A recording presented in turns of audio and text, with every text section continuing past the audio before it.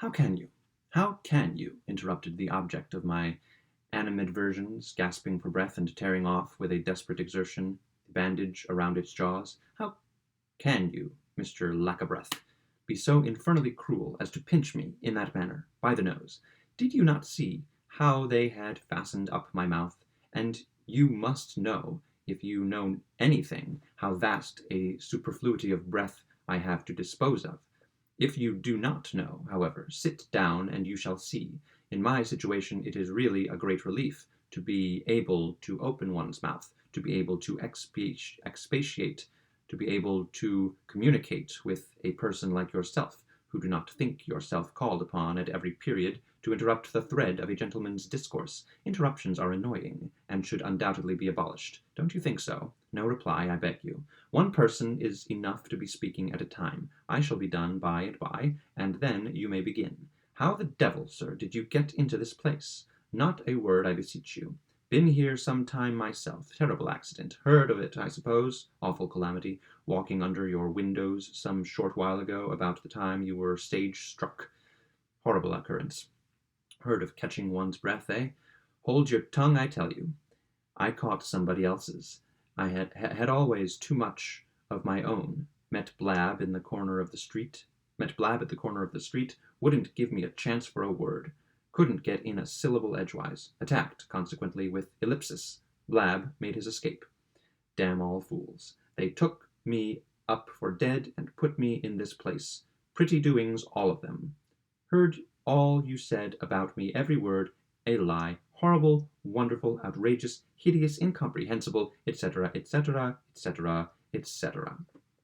It is impossible to conceive my astonishment at so unexpected a discourse, or the joy with which I became gradually convinced that the breath so fortunately caught by the gentleman, whom I soon recognized as my neighbor Windenough, was in fact the identical expiration mislaid by myself in the conversation with my wife.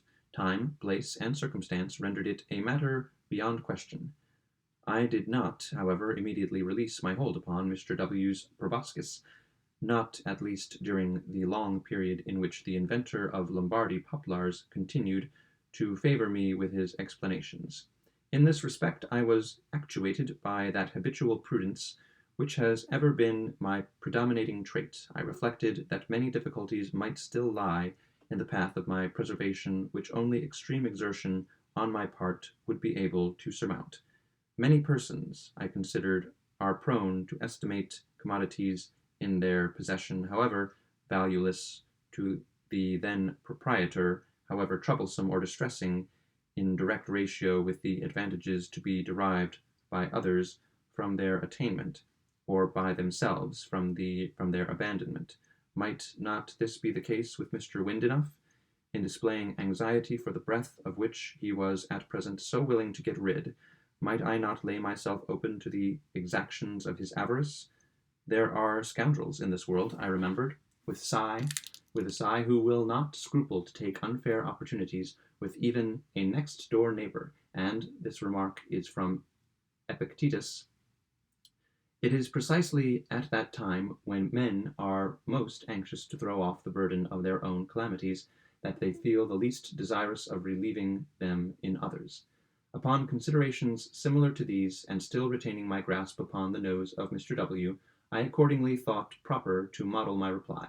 Monster, I began, in a tone of the deepest indignation, monster and double-winded idiot, dost thou, whom for thine iniquities it has pleased heaven to accurse the world twofold with a twofold respiration, dost thou, I say, presume to address me in the familiar language of an old acquaintance? I lie, forsooth, and hold my tongue, to be sure. Pretty conversation indeed, to a gentleman with a single breath. All this, too, when I have it in my power to relieve the calamity under which thou dost so justly suffer, to curtail the superfluities of thine unhappy respiration. Like Brutus, I paused for a reply, with which, like a tornado, Mr. Windenough immediately overwhelmed me. Protestation followed upon protestation, and apology upon apology. There were no terms with which he was unwilling to comply, and there were none of which I failed to take the fullest advantage.